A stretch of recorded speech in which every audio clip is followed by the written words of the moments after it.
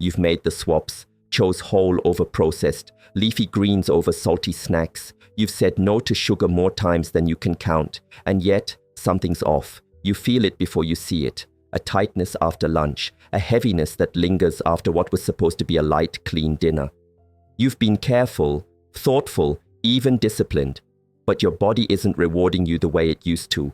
The bloating comes uninvited. The gurgles speak in riddles.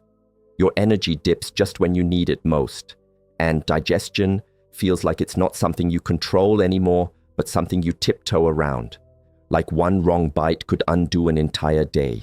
It doesn't make sense. You're eating what everyone said was good. What used to make you feel nourished, now it feels like your gut is pushing back, not with pain, always, but with discomfort, with unpredictability, with a sense that your body's trying to send you a message you can't quite translate.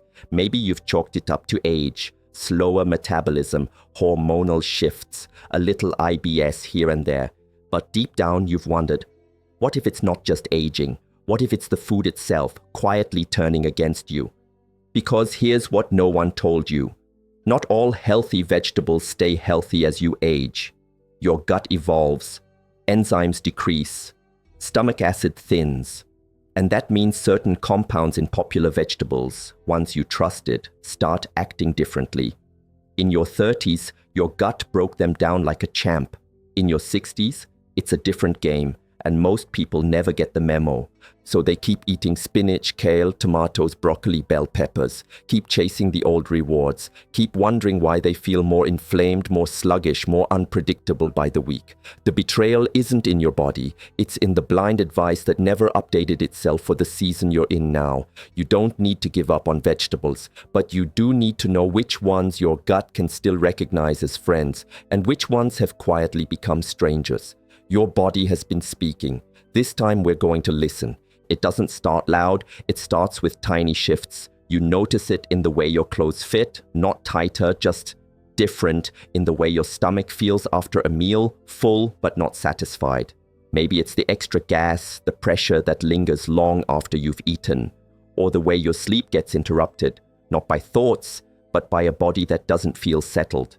These are the signals, not dramatic, not painful, just persistent enough that you begin to question what you've always trusted. Because your gut isn't just a tube that moves food from one end to the other, it's a living, breathing command center, a second brain. And when it's off, everything's off. Your mood shifts, your memory fuzzes. You feel heavy, not just in your belly but in your spirit. It's a fog that doesn't lift, a weight that doesn't come from the scale. And too often it gets written off as just getting older. But that's not the full truth. What you're feeling is your gut's quiet rebellion.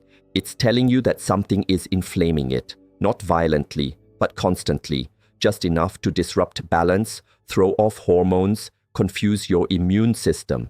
And when you keep feeding it foods that your younger gut could handle but your older gut can't, it gets louder. Not in decibels, but in symptoms.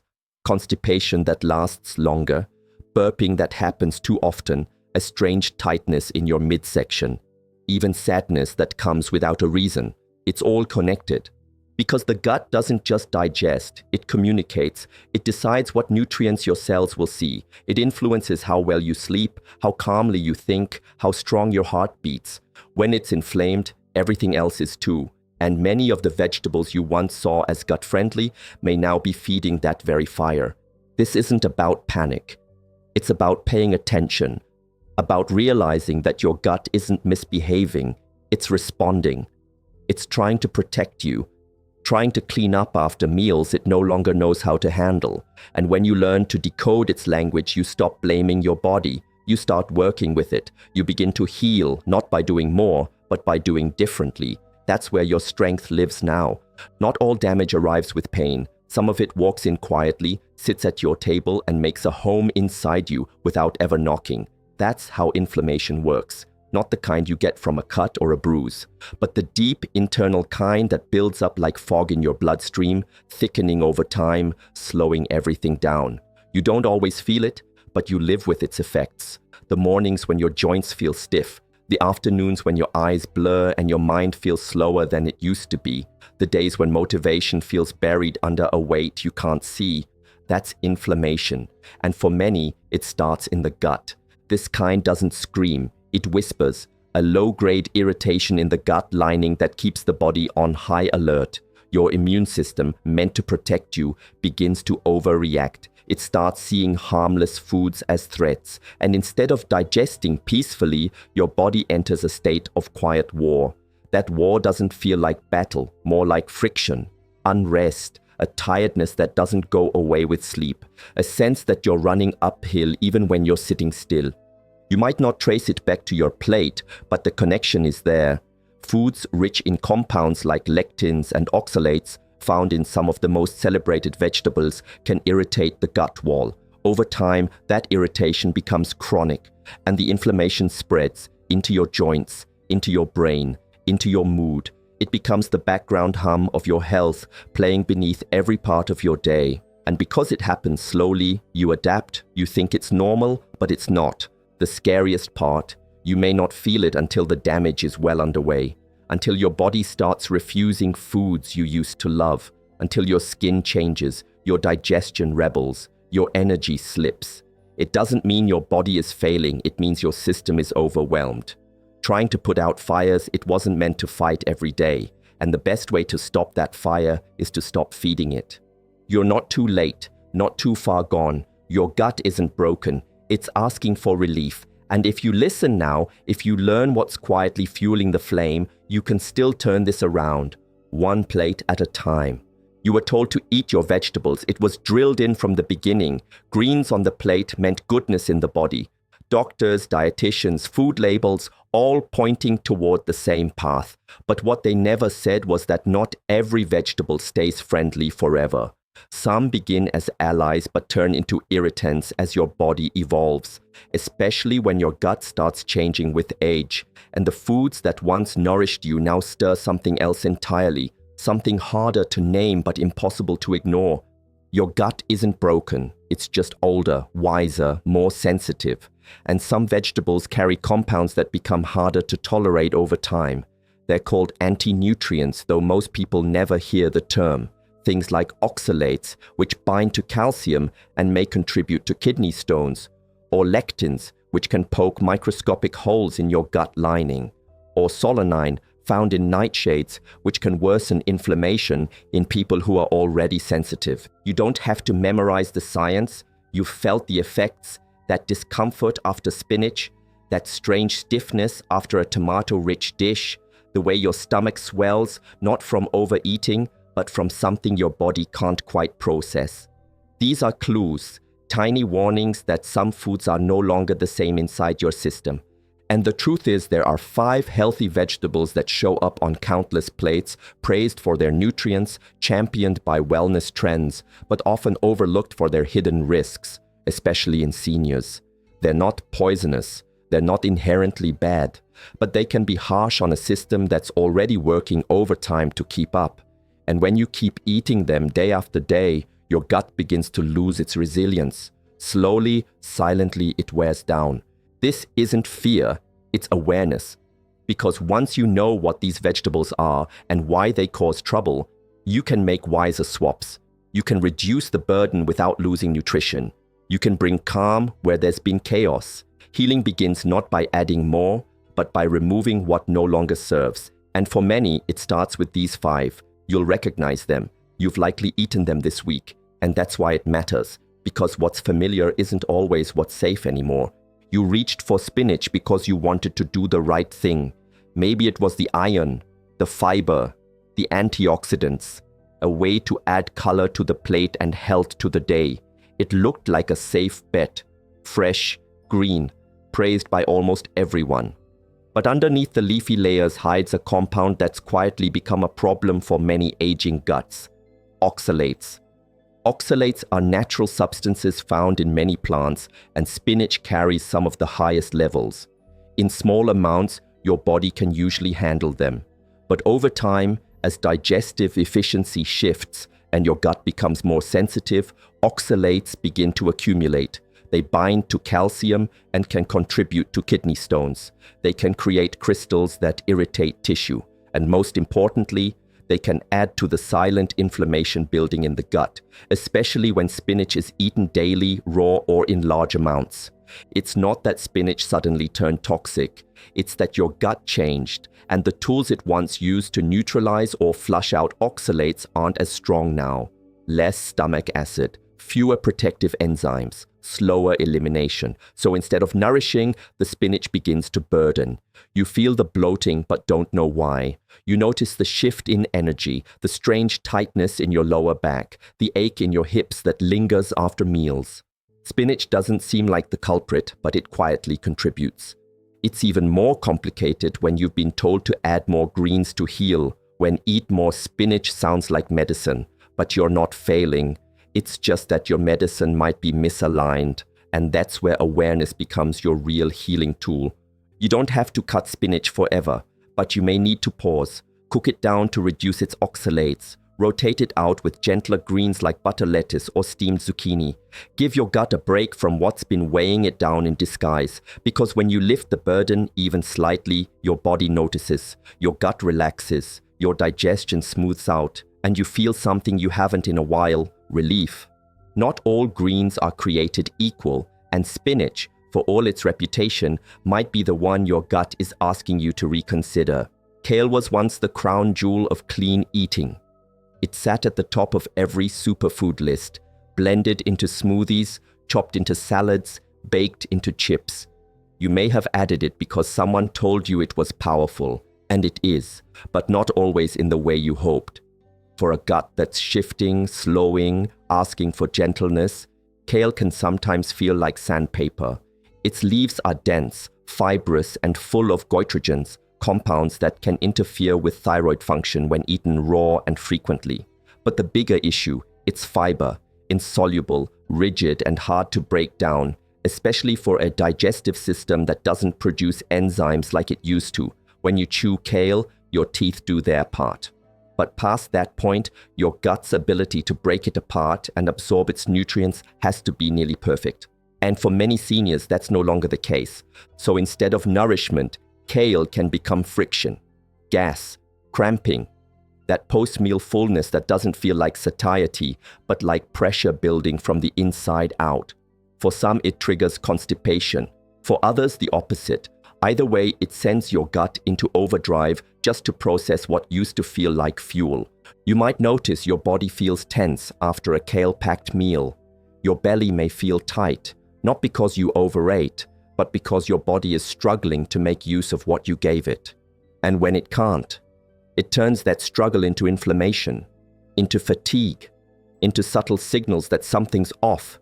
It's not weakness, it's wisdom. Your body is telling you it needs ease, not resistance, that what helped you in your 40s might be hurting you now, and you can honor that without guilt, without shame, by steaming kale until it softens, or better yet, swapping it for sautéed spinach, or even better, baby bok choy, which is gentler, easier, and kinder to aging digestion.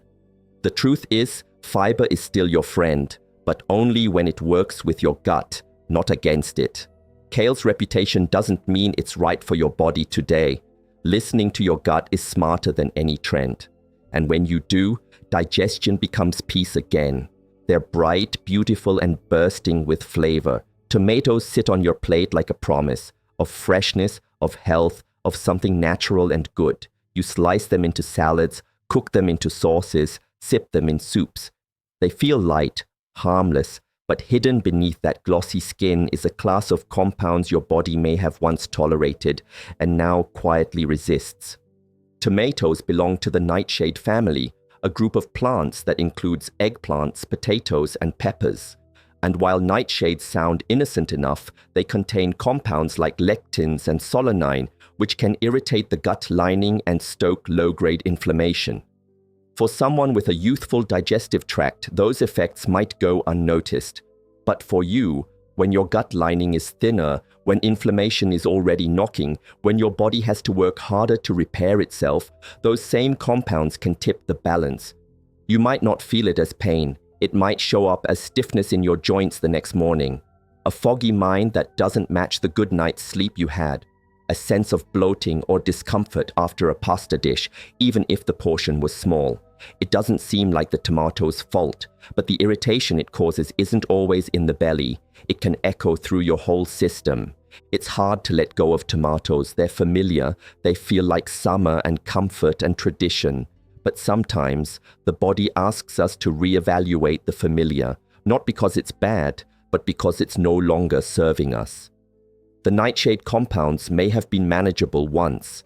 Now, they might be slowly wearing down the defenses your gut needs to protect everything else. If you're sensitive, even cooked tomatoes can be a trigger. But the good news is there are swaps. Roasted red beets, peeled zucchini sauces, even carrot purees can mimic that sweet, savory flavor without the side effects. You don't have to give up the dishes you love, just the ingredients that have quietly stopped loving you back. This isn't about fear, it's about clarity. Tomatoes may still be fine for some, but if your gut has been whispering discomfort, this could be one of the loudest ingredients hiding behind a silent voice. They look like health in a rainbow: red, yellow, orange, even green. Crisp, crunchy, and packed with vitamin C, bell peppers seem like the perfect way to brighten up a plate and fortify a body. And maybe they were once. But now, something feels different. That salad that used to energize you leaves you heavy. That stir-fry you loved brings bloating instead of satisfaction. And the culprit might be hiding in plain sight, beneath that shiny skin and vibrant color. Like tomatoes, bell peppers belong to the nightshade family.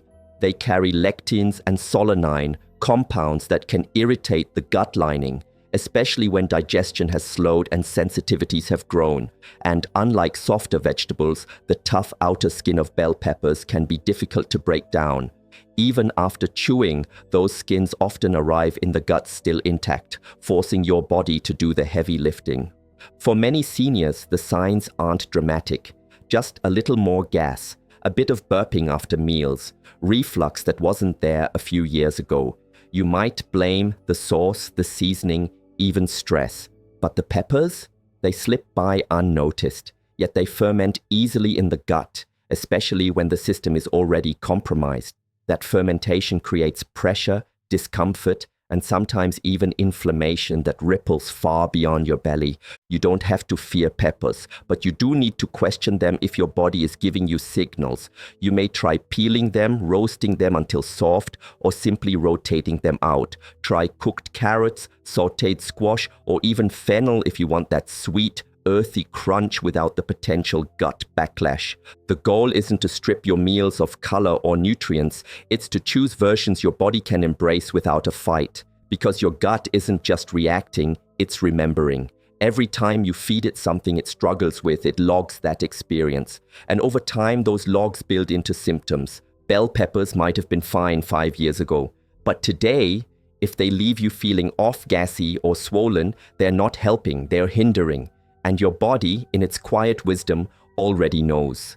Now it's your turn to respond. Broccoli wears its health badge proudly. It's been on your plate for decades, steamed, roasted, tossed into casseroles, or served with cheese. You've heard the praise: full of fiber, rich in antioxidants, good for your heart. But lately it doesn't feel so good. You eat a modest portion and suddenly you're ballooned. Your stomach tightens. A wave of pressure builds, not painful, just uncomfortable, unsettling. And it doesn't make sense. How can something so healthy make you feel so off? The answer lies in how broccoli breaks down, or more accurately, how it ferments. Cruciferous vegetables like broccoli contain raffinose, a sugar that's difficult for your body to digest. Instead of breaking it down in the stomach or small intestine, your gut sends it to the colon, where bacteria ferment it. That process creates gas. And when your gut motility has slowed with age, that gas doesn't move out as quickly. It builds, it presses, it creates that familiar bloated drumbeat in your belly. And there's more. Broccoli is also high in sulfur compounds, great for detoxifying when your gut is strong, but overwhelming when your digestion is fragile. These sulfur compounds can lead to excess gas, belching, even changes in the way your breath or sweat smells. You might not connect the dots, but your body does. You don't have to eliminate broccoli entirely. but it may be time to rethink how often you eat it and how you prepare it. Raw broccoli is especially harsh. Light steaming can help, but even then, your gut may be asking for a rest. Gentler swaps like cooked zucchini, peeled carrots, or well-roasted parsnips offer fiber without the backlash. The goal isn't to fear food, it's to respect your body's changing capacity. Broccoli may have been a hero in your 40s, but if it's causing strain now, it's okay to set it aside. Your gut isn't rejecting health, it's rejecting overload. And when you listen, when you lighten its load, it begins to settle. That tightness fades, that pressure releases. And in the quiet afterward, your body breathes a little easier. Sometimes even the good guys turn heavy, and broccoli, for all its virtues, might be the heaviest of them all, for the gut that's already doing its best. Your gut isn't failing you, it's evolving. And like all things that change with time, it asks for different care than it once did. When you were younger, your digestion felt automatic. You could eat fast, eat big, eat late, and your body would keep up. But those same meals now feel heavier, stickier, harder to move through. That's not your imagination. That's your biology shifting. As you age, stomach acid naturally decreases. The acids that once broke down food with efficiency are no longer produced in the same quantities. Enzymes that once snapped proteins, carbs, and fats into usable pieces, slower now. The muscular contractions that moved food smoothly from one section of your gut to the next, not quite as strong. And the protective mucus lining your intestinal walls, a little thinner, a little more vulnerable to irritation. This doesn't mean your body is weak, it means it's different. It means what once served you, raw cruciferous vegetables, insoluble fibers, sharp nightshades, might now scrape rather than soothe. And yet, most advice doesn't change. The world tells you to eat more fiber, more greens, more raw, but it forgets the body you're living in today. One that's been through years of work, stress, medications, surgeries, victories, and losses. A body that deserves to be met where it is, not where it used to be. Sensitivity is not a flaw, it's a form of wisdom. Your gut is more reactive now because it's more honest, less able to tolerate nonsense, less able to process what no longer fits. That's not a sign of decay, it's a sign of clarity. A call to simplify, to soften, to choose foods that meet your gut with calm rather than challenge. And when you answer that call, something surprising happens. Digestion becomes less of a mystery. The bloating begins to fade. The late-night reflux loses its bite. Meals feel lighter, not just on your stomach, but on your entire being. Because when your gut isn't fighting, your whole body stops bracing. You haven't lost your resilience. You've simply outgrown the foods that once matched your fire.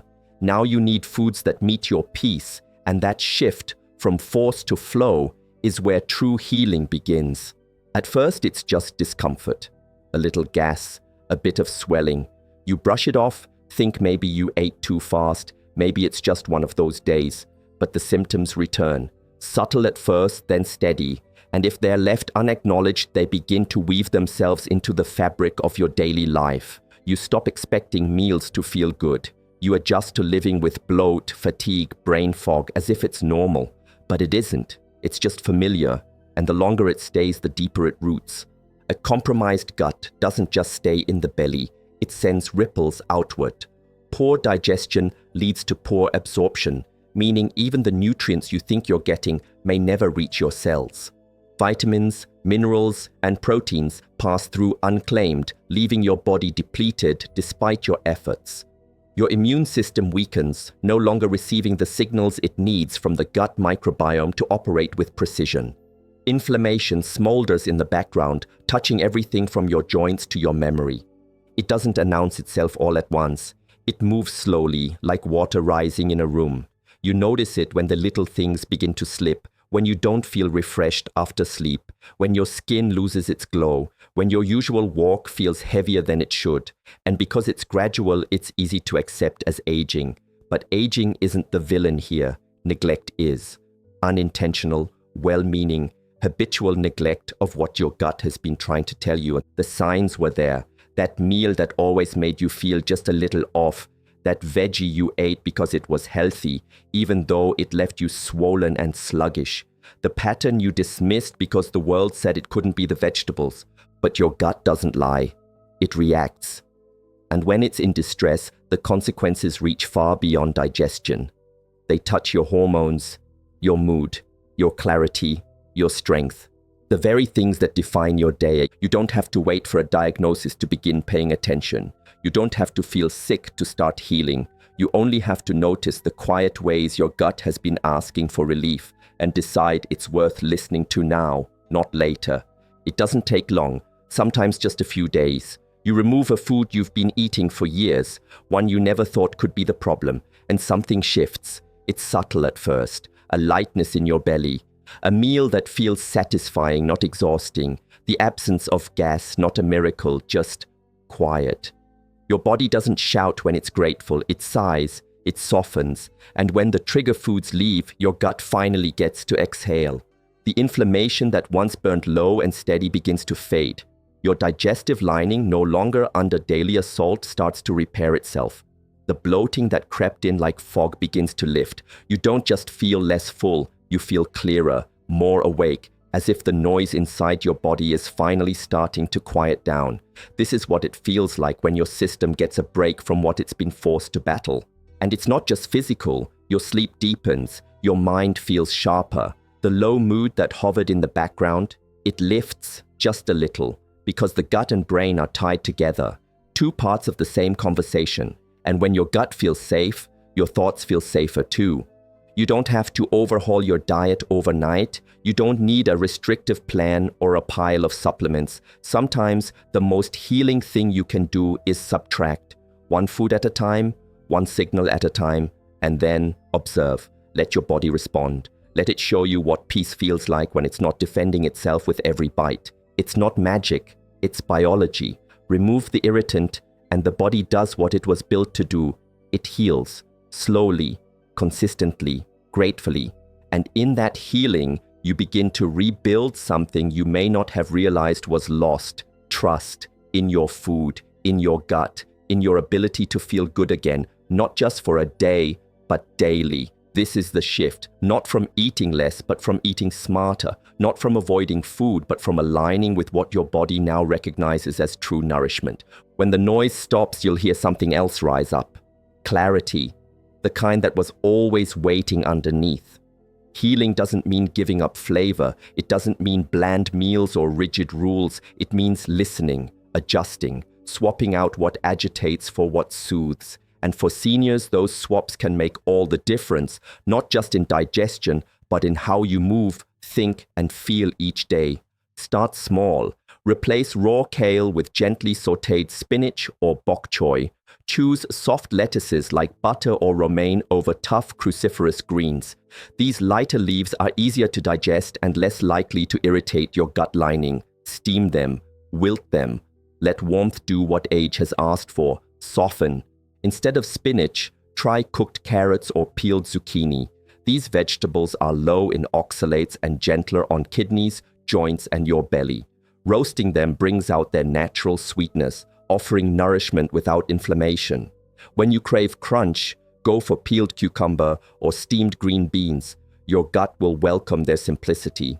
Tomatoes and peppers can be swapped for roasted beets, pumpkin puree, or cooked squash. Foods that feel rich but carry none of the nightshade sting. They don't poke holes in your gut. They patch them. Broccoli causing gas? Try tender asparagus tips or sautéed fennel. Their fibers are easier on digestion and don't ferment as aggressively in your colon. Add herbs like ginger or turmeric to meals, not as decoration, but as medicine. These roots ease inflammation and calm the inner fire you've been quietly carrying. And don't forget what goes with these foods. Broths, especially bone broth, can seal and soothe the gut lining. Fermented foods like kefir or coconut yogurt in moderation help reintroduce beneficial bacteria. Slippery elm, aloe, and marshmallow root teas are old remedies, but they still work, coating your gut in calm. You're not dieting. You're redesigning your plate around what your gut can still embrace. And that means food becomes joy again, not confusion. Relief replaces resistance. You don't eat with fear, you eat with confidence, because now your body isn't guessing, it's guiding. These swaps aren't sacrifices, they're upgrades for the version of you that knows what's worth feeling good for. And your gut, finally, gets to feel like home again. Somewhere along the way, food became complicated. It used to be simple. Meals made with love, eaten with gratitude, digested with ease. But now it feels like a puzzle. What used to work doesn't. What's labeled healthy doesn't always feel healing. And the more you try to do things right, the more your gut seems to protest. So you pull back, eat less, worry more. You stop trusting your plate, and sometimes even your body. But it doesn't have to stay that way. Healing isn't just physical, it's emotional. It's about rebuilding the bridge between your choices and your body's response. And that begins with presence, with asking, not what's clean, not what's trending, but what feels calm in your system, what digests without drama, what leaves you feeling lighter, not weighed down with regret or confusion. You don't need a perfect plan, you need a softer approach. This is where trust returns. Not blind trust in labels or advice, but trust in your own signals. When you swap foods that inflame for those that soothe, your gut becomes more than a battleground. It becomes a guide. You begin to notice the difference between full and fed, between stuffed and satisfied. You stop bracing for discomfort after every bite. You stop blaming yourself for not feeling well and start recognizing the quiet power in choosing what supports you now. It's a shift from discipline to discernment, from eating with fear to eating with clarity, because now you understand your body isn't punishing you, it's trying to protect you. And when you listen, when you give it what it's asking for, it responds with relief, with ease, with the kind of balance you thought was gone forever. Rebuilding a relationship with food means dropping the guilt, letting go of the rigid expectations that no longer serve the season you're in. It means creating meals that feel like kindness, not punishment. Flavorful, warm, grounding. Meals you look forward to, not because they're perfect, but because they love you back. This is the new foundation, food as partnership, not prescription.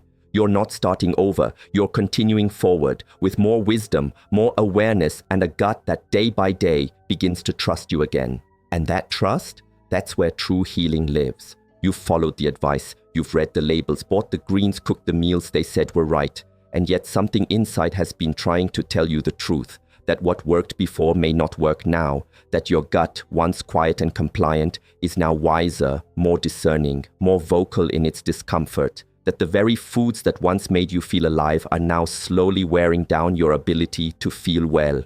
Not because they're bad, but because your body has changed and no one updated the script. But now, you have. You've seen behind the curtain. You've noticed how spinach bloats, how kale scrapes, how tomatoes leave you aching, how peppers push back, how broccoli leaves you swollen.